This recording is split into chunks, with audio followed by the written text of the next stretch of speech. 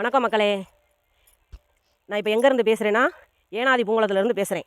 ஏனாதி பூங்குளம், ராமநாதபுரம் மாவட்டம், கடலாடி ஊராட்சி ஒன்றியம். எங்கள் ஊரில் 2 மாதமாக தெருக்கு கரண்டே எரியலை.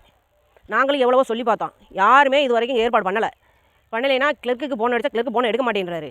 கிளர்க்கு பொண்டாட்டி வராங்க, கிளர்க்கு பொண்டாட்டிட்ட சொன்னால் சரின்னு சொல்கிறாங்க. இது வரைக்கும் எந்த ஒரு ரெஸ்பான்ஸுமே கொடுக்கல. சரின்னு சொல்கிறாங்க, எந்த ஒரு இதுவுமே கிடையாது.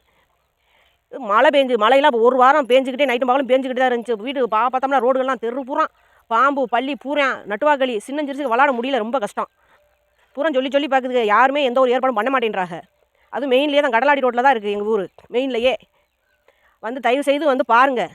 இனினாலும் ஒரு முயற்சி எடுங்க. அண்ணன் முதலமைச்சர் ஐயா விஜய் அண்ணன் வந்திருக்கிறாரு. விஜய் அண்ணன் எல்லா இதுலேயும் நல்லா பண்ணுறாருன்னு நான் கேள்விப்பட்டிருக்கேன். இப்போ பக்கத்தில் கூட மீனங்குடியிலாம் தண்ணி வரலன்னு சொல்லி தண்ணி ஏற்பாடுலாம் பண்ணியிருக்கிறாங்க.